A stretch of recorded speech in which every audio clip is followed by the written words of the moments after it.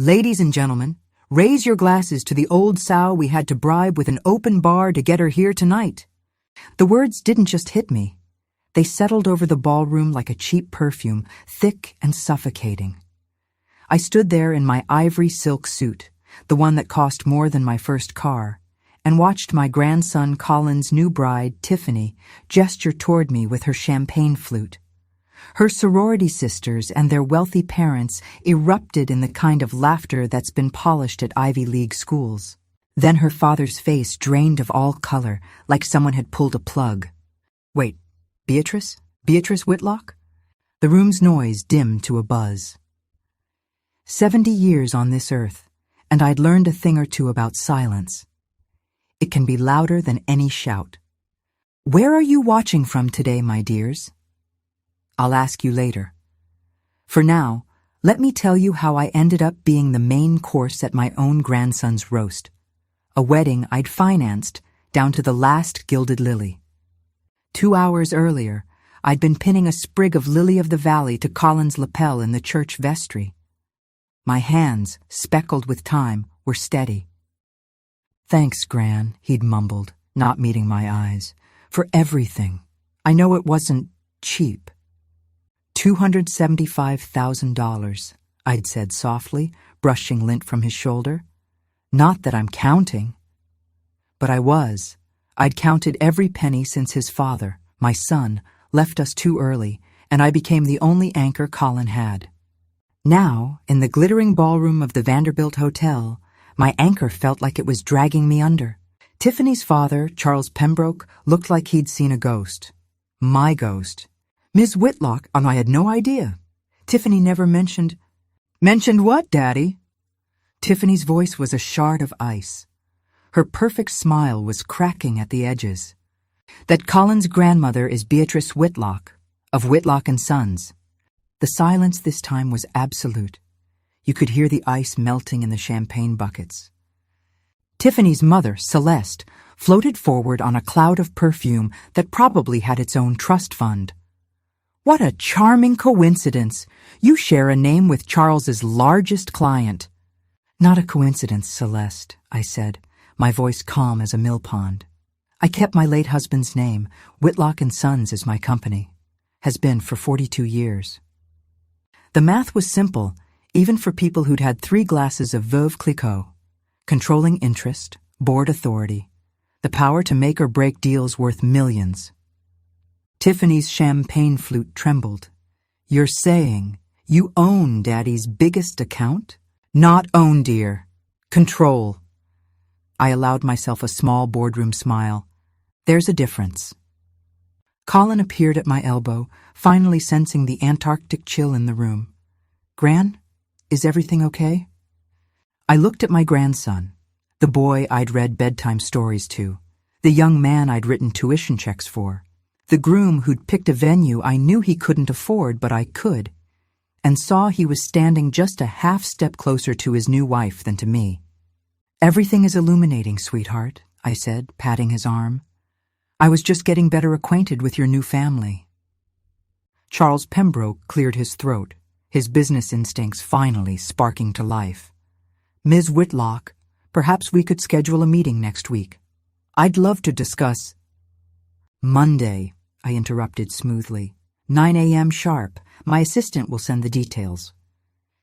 I turned my full attention to Tiffany. Congratulations on your marriage, my dear. I'm sure we'll be seeing much more of each other. As I walked away, the whispers followed me like pilot fish. Why didn't you tell me she was somebody? Tiffany hissed. We didn't know, Celeste whispered back, a frantic edge to her voice. Your father said Collin's grandmother was just a retired schoolteacher. Just a retired schoolteacher. The words nipped at my heels all the way to the powder room. I locked the door and faced the mirror. The woman staring back wore a suit from a boutique that didn't put prices on tags. Her white hair was styled in an elegant chignon. Her pearls were real. She looked every inch the genteel grandmother. But her eyes were the same ones that had stared down hostile takeovers, negotiated union contracts, and rebuilt a manufacturing company from the ground up after her husband died. My phone buzzed. A text from Eleanor, my assistant of 30 years. Emergency board meeting moved to Tuesday. The Pembroke account files are on your desk. P.S. The orchid arrangements were excessive, even for you. I smiled at my reflection and reached for my lipstick, a bold red slash of color. Monday was going to be very interesting indeed.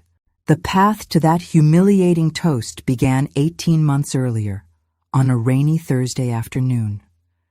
Collin had called, his voice doing that particular dance between affection and avarice I'd come to recognize. "Gran, you'll never guess. Tiffany said yes." I'd been reviewing environmental compliance reports for our factory in Ohio, but I set my reading glasses aside. My boy was engaged. The heart, that foolish muscle, swelled with a purely grandmotherly joy. "Oh, Collin, that's wonderful. Tell me everything." For 45 minutes, I heard about the proposal at the Skyline restaurant, the 4-carat ring, Tiffany's tears of joy. What I didn't hear was a budget. That conversation came a month later over my famous lemon pound cake. "The thing is, Gran," Collin said, chasing cake crumbs around his plate, "Tiffany's family, they have certain expectations." I poured more tea. "What sort of expectations?" "Well, her older sister was married at the Biltmore, 200 guests, a 12-piece orchestra." He avoided my eyes. "Tiffany's been planning her wedding since she was like 10. It's her dream." "And what's your dream, Collin?" He looked startled. "To make her happy." "At what cost?" "The venues she likes. They start at around $180,000. Before flowers, catering, band." I let the number hang in the air. In business, the first person to speak loses. "I know it sounds insane," he rushed on, "but she's it, Gran. The one. I want to give her the perfect day." "What about my perfect day?" I thought. "Seeing you married to someone who loves you, not just your potential for financing her fantasies? Have you and Tiffany discussed a more modest celebration? Something that reflects your life, not her Pinterest board?" "You don't understand.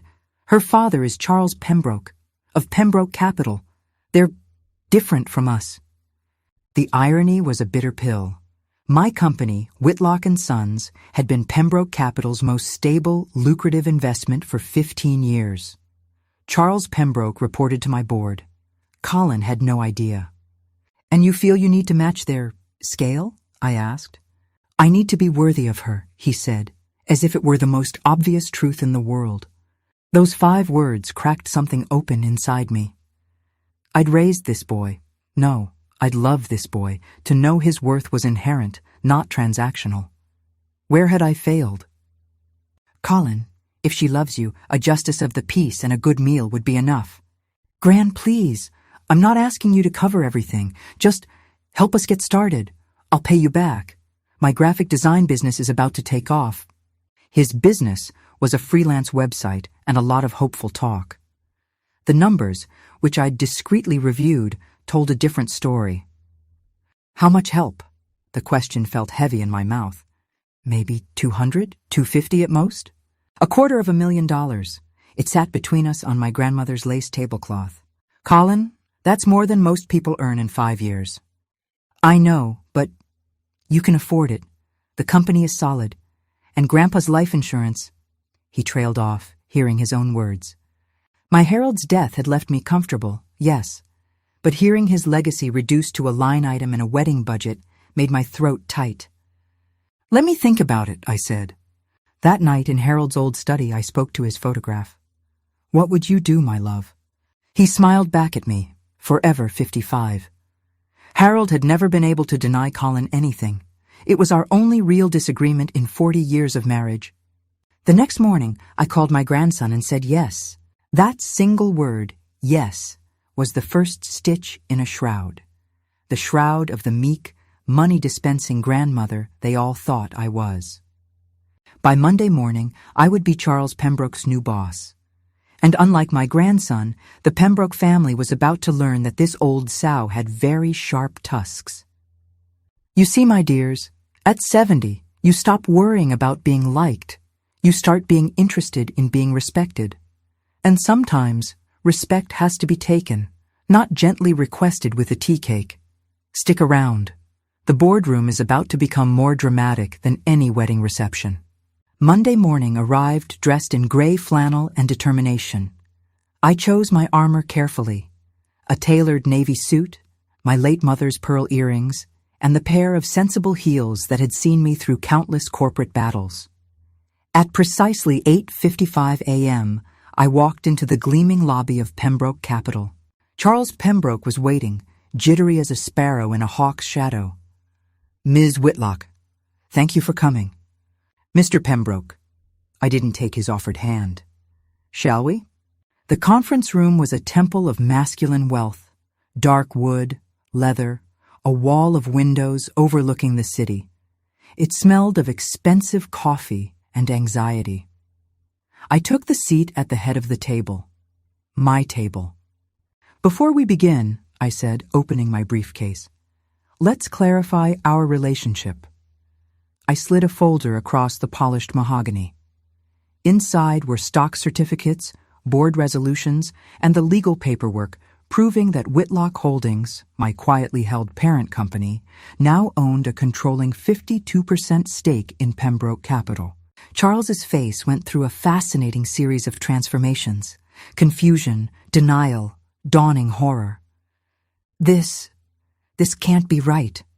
Pembroke Capital has been in my family for 3 generations, and Whitlock and Sons has been my family's for 4, I said pleasantly. "Your grandfather was a brilliant investor, Charles, but he was also highly leveraged. When the 2008 crisis hit, he needed a silent partner to stay afloat. My herald provided that capital. The agreement gave us convertible notes, options that matured last month." I tapped the relevant clause. I converted. "Welcome to the new majority ownership structure." He stared at the documents as if they were written in hieroglyphics. "The board. They never said." "The board was informed. You were on safari in Tanzania, if I recall. Terrible cell service." The color drained from his face completely. "What do you want?" "First," I said, folding my hands, "I want a public apology from your daughter. Not a whispered sorry in a hallway. A written, sincere apology for her disgraceful behavior at my grandson's wedding." "Tiffany is spirited. She didn't mean—" "She called a 70-year-old woman a sow in front of 300 people. She meant it. She will learn that words have weight." He nodded, a jerky, defeated motion. "Of course, I'll speak to her." "Second," I continued, pulling out another report, "Pembroke Capital's employee pension fund is underfunded by 30%. Your executive bonus pool, however, is robust. We will be reallocating funds, effective immediately." "That's millions," he sputtered. "The board will never approve."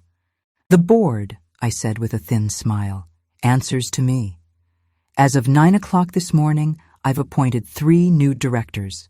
They're currently being briefed by my legal team." Charles looked like a man watching his ship sink from the safety of the shore. "And third?" "Third, my grandson, Collin Whitlock, will be offered a position in your marketing department. A real position, with a real salary and real work. He has a design degree and talent he's squandering. You will provide mentorship." "You want me to hire your grandson?" "I want you to provide him with an opportunity to become the man he pretends to be. Consider it an investment in family harmony." I stood, gathering my things. The pension changes will be announced Wednesday. Tiffany's apology will be delivered today. Collin's job offer will be extended by noon. Are we clear? He could only manage a strangled crystal. Lovely. I paused at the door. "Oh, and Charles?" "The next time your family gathers to mock the retired school teacher your daughter married into, you might mention that said school teacher now signs your paychecks." The walk back to my car was brisk, the autumn air sharp in my lungs. My phone buzzed. A text from Eleanor. "Tiffany Pembroke has called the office 4 times. She sounds like a cornered poodle." "Instructions?" I smiled. Let her bark. We'll discuss obedience training tomorrow. The apology did not arrive that day. Instead, I received 3 increasingly panicked voicemails from Tiffany. Message 1, 11:47 a.m. Ms. Whitlock, this is Tiffany Pembroke. My father explained there's been a misunderstanding about the companies. I'd love to have lunch and clear the air, woman to woman. Message 2, 3:15 p.m. Ms. Whitlock, I realize my toast may have been misconstrued. Wedding nerves. I hope we can laugh about this soon. Message 3, 6:02 p.m. Beatrice, please call me back. Collin is upset. My father's having a meltdown. I just want to understand what's happening. I deleted all 3. An apology that centers the offender's feelings is not an apology. It's a complaint. The real response came Wednesday via my grandson. Collin showed up at my front door that evening, his face a mask of confused betrayal. Gran, Tiffany's father offered me a job today, senior marketing associate. It's a fantastic offer, but why? Did you have something to do with this? I was in the garden, deadheading the last of the roses. Perhaps he sees your potential, dear. He's never seen me before, and Tiffany's been a nightmare since the wedding, crying, asking weird questions about our family money. He raked a hand through his hair. What did you do? I snipped a spent bloom. I stopped being invisible, Collin. It seems to have caused a stir. This isn't funny. Something's going on and I'm stuck in the middle. Tiffany thinks you're trying to break us up. I finally looked at him. Do you think I'm trying to break you up? He hesitated. I think. You never liked her. I didn't know her. Now I do. She's the woman who called your grandmother a farm animal at her own expense. My opinion is forming. He flinched. She was drunk. It was a joke. Jokes are funny, Collin. Was I laughing? I placed the shears in my basket. Ask your wife why she's really upset. It might have less to do with me and more to do with the sudden realization that the sow holds the keys to her family's golden trough. His confusion was almost pitiable. The boy I'd raised had been cushioned from consequences his entire life, by me. The irony was a thorn in my side. On Friday, I received the summons. A handwritten note on thick cream-colored stationery from Celeste Pembroke, requesting the pleasure of my company for lunch at the conservatory. It was a trap, of course. A beautifully set, orchid-adorned trap. I arrived first. The conservatory was all glass and light, filled with the hushed tones of significant money being spent. Celeste swept in 10 minutes late, a study in calculated apology. Beatrice, so good of you to come. Her smile was a surgical instrument. I've taken the liberty of ordering us the grilled salmon. It's divine. We danced through 20 minutes of verbal minuets, the weather, the dreadful traffic, the mayor's latest folly. Finally, she laid down her fork. Beatrice, about the wedding. Tiffany is mortified, truly. She's a passionate girl, and the champagne, well, you know how it is. I know how a lack of character is, I said, sipping my sparkling water. Not how a surplus of champagne creates it. Her smile tightened. We all want what's best for the children. This corporate situation. It's causing such strain. Charles is beside himself. Perhaps there's a way to simplify things? A buyout? Ah, there it was. The offer to make the problem disappear with a check. The company isn't for sale, Celeste. Everything has a price, dear. Indeed. My dignity, for example, appears to have a price tag of $275,000.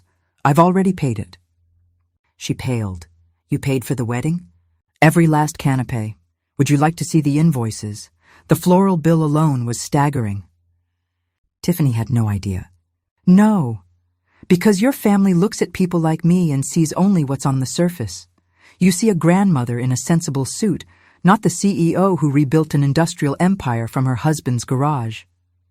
I leaned forward. Let me tell you what I see, Celeste. I see a family living on leveraged charm. I see a daughter taught that cruelty is wit. I see a father who's been playing businessman while the foundation crumbles. Her composure shattered. What do you want? I wanted basic human decency. That ship has sailed. Now I want structural change. Tiffany will apologize, genuinely. Charles will implement the pension reforms. And you, I said, standing, will explain to your daughter that the world does not, in fact, revolve around her whims.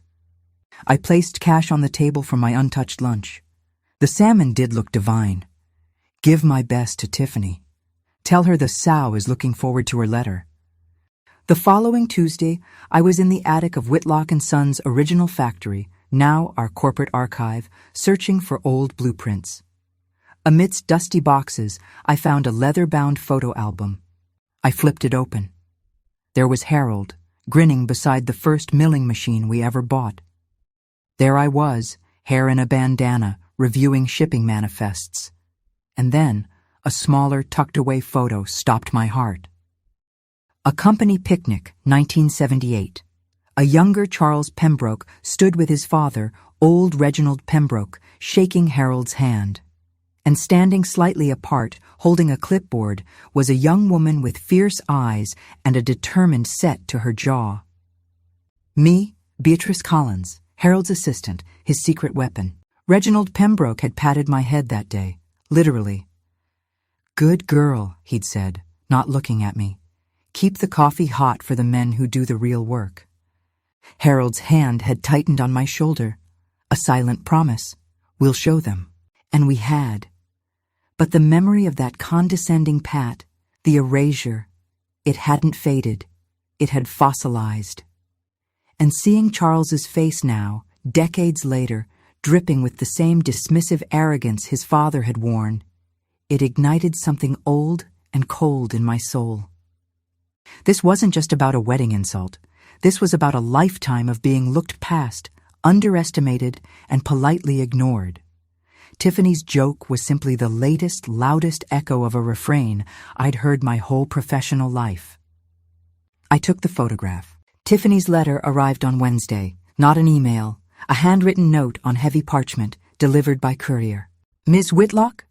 I am writing to apologize without excuse or qualification for my abhorrent behavior at our wedding reception. My words were cruel, small-minded, and entirely undeserved.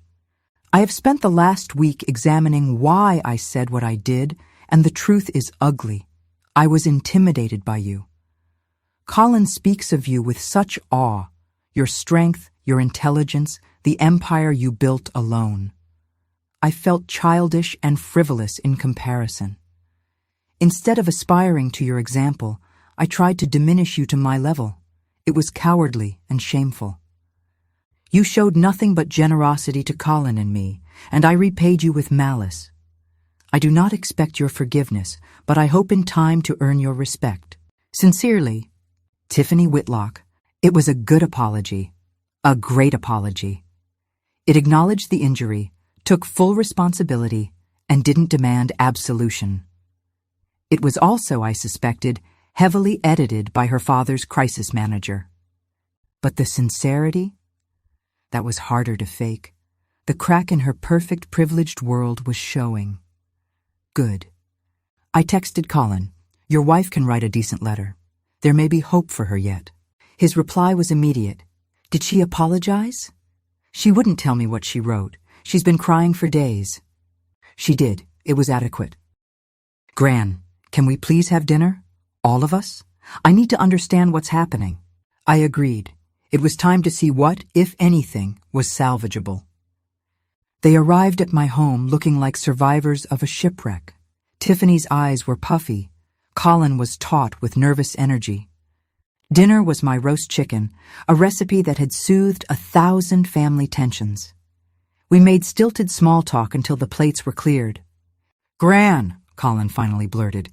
Tiffany's dad says you own his company. Is that true? I control a majority stake, yes. Why didn't you ever tell me? You never asked about my work, Collin. You asked about my checkbook. He flinched. Tiffany stared at her hands. You've been managing Pembroke Capital? She asked quietly. Observing it. Your father is an adequate custodian of wealth. He is not a builder. The company has been stagnant for a decade. And you're a builder, Collin said, a note of awe in his voice for the first time. I was, with your grandfather. We built things that lasted. We paid wages that fed families. That matters to me more than stock dividends. I looked at Tiffany. Your apology letter was correct in one thing. I am intimidating. I had to be. A woman in manufacturing in the 1970s. I was either a steel magnolia or I was mulch. I chose steel. I called you a sow, she whispered, fresh tears falling. I reduced you to a cartoon after you gave us everything. You did, I agreed calmly. But you learned it somewhere, dear. You learned that people who serve you, who fund you, who are older than you, are somehow lesser. That's a family lesson, one I intend to help unteach. How? Collin asked, a flicker of the bright boy he'd been returning. By showing you what real work looks like. That job offer from your father-in-law? It's real. You'll report to Sarah Chen, the head of marketing. She's a terror. You'll learn more from her in 6 months than you have in 6 years of freelancing. And us? Tiffany gestured between herself and Collin. That, I said, is up to you. A marriage built on a foundation of pretense and debt isn't a marriage. It's a joint venture, and not a profitable one. You need to decide if you love the man or the idea of the man you could fund into existence. The silence that followed was thick, but it was the silence of truth being heard, not avoided. The emergency board meeting Charles called was, as predicted, a spectacle. He and his cousin, the treasurer, arrived ready for war. My 3 new appointees, a shrewd finance expert, a tech innovator, and Sarah Chen, arrived ready for business. Charles presented charts showing how my pension reforms would cripple profitability. Sarah Chen spoke first.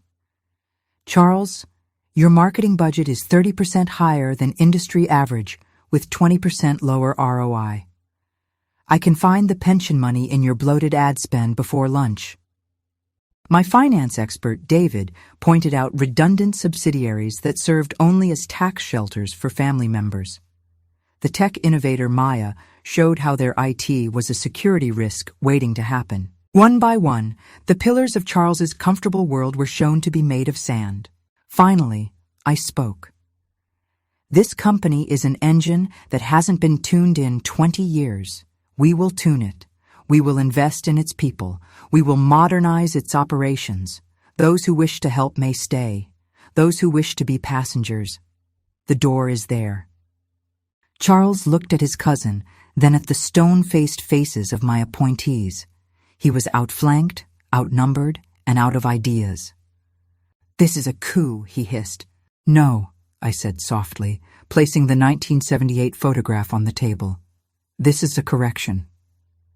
He stared at the image of his father patting my head. Recognition, then shame, flooded his features. He remembered. The meeting adjourned. The reforms would proceed. The changes at Pembroke Capital sent tremors through their social world. Executive perks were slashed. Non-performing family advisors were let go. The pension fund was fully funded for the first time in history, and the employee newsletter sang my praises. Collin started his job. He called me after his first week, exhausted and exhilarated. Sarah Chen is a monster, Gran. She made me redo a presentation 8 times. It's the best thing that's ever happened to me. Tiffany, stripped of her family's unquestioned financial aura, began to change. She started volunteering at the community arts center I supported. She came to me, hat in hand, and asked for advice on starting a small event planning business for real clients, not just society friends. I need to learn to stand on my own, she said, without my last name as a crutch. I introduced her to my network, not as a favor, but as an investment. She was sharp when she wasn't being cruel. The most surprising shift was with Celeste. She invited me to tea, a real quiet tea at her home, not a power lunch. She served from a simple pot, not a silver service. You were right, she said without preamble. About everything. We raised a spoiled child. We lived a fiction. Charles is lost. He doesn't know how to be anything but the boss. Then he'll have to learn, I said. It's not too late for him to become a true partner instead of a figurehead. Is it too late for us, as families? That depends, I said, taking a biscuit, on whether you can share a grandson with an old sow without holding your nose. She actually laughed.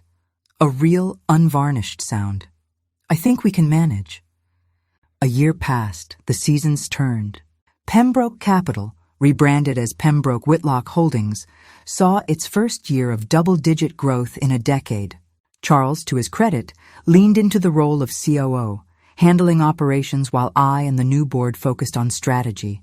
He was good at it when his pride didn't get in the way. Collin was promoted. He paid back his first installment of the wedding money, not because I asked, but because he insisted. I need to know I can, he said. Tiffany's small business landed its first major client without her father's name opening the door. She brought the contract to show me, her pride fierce and earned. One evening in early winter, the four of them, Collin, Tiffany, Charles, and Celeste, came to my house for dinner. It was not a lavish affair. We ordered pizza. We talked. There were awkward moments, honest moments, and once a shared laugh that felt like a bridge being built. After they left, I stood at my window, watching their cars disappear into the crisp night. My phone buzzed. A text from Eleanor. Quarterly reports are in. We're ahead of forecast. Also, the Sow's Supper charity event, terrible name, by the way, raised $50,000 for the Women's Trade School. I smiled. The Sow's Supper had been Tiffany's idea, a charity gala where the toast was to resilience, not ridicule. She'd embraced the nickname, reclaimed it. I had to admire the grit.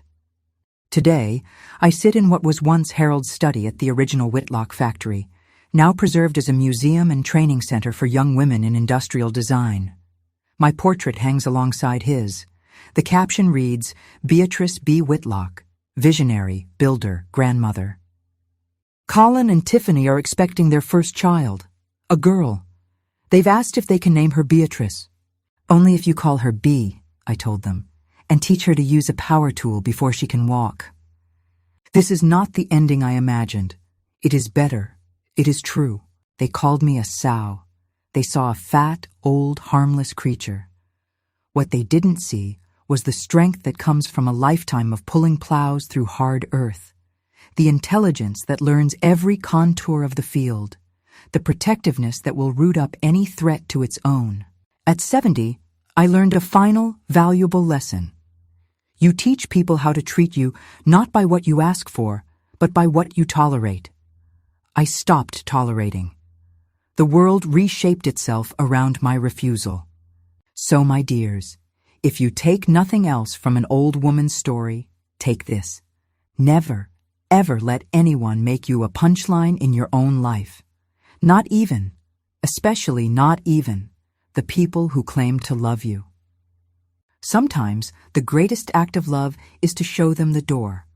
And sometimes, if they're very lucky and you're feeling generous, you show them how to build a better one. Now, if you'll excuse me, I have a board meeting to chair and a great-granddaughter to prepare for.